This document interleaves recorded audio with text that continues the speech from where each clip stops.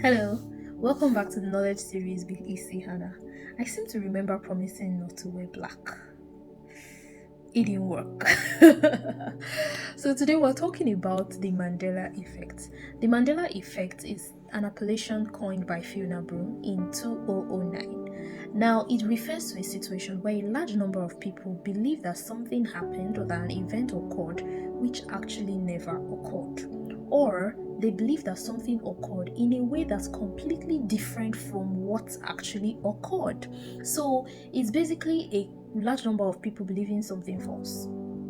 Now, here's what happened to Fiona Broom in 2009. Fiona Broom was at a conference, and at that conference, she was recounting the death of Nelson Mandela, former leader of South Africa, in the 1980s, how he was incarcerated and how he died in prison. And at that same conference, several people seem to remember his death and largely popularized burial. In fact, some people even remember his speech being made by the widow, some people remember the TV coverage and all that. Now, the funny thing is that as at that conference in 2009, Nelson Mandela was still very much alive. In fact, he only died in 2013, barely 4 years after that conference. Now, Fiona Broom later discovered that what her belief was false, and so was the belief of many others at that conference, and she decided to document it all in a blog. That led to the appellation of the phenomenon as the Mandela Effect. This brings my mind back to what happened in the book 1984 by George Orwell.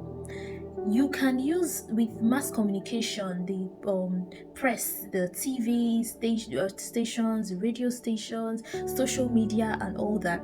You can actually condition people to believe a certain thing that turns out to be false.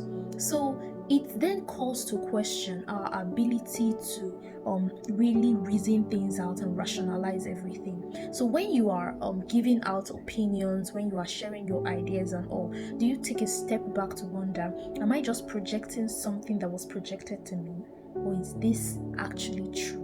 Because based on previous events, the human mind can actually conjecture some false events and some false things as true. And it can be that it's not just one person. It might be the entire community, it might be the entire country, it might be the entire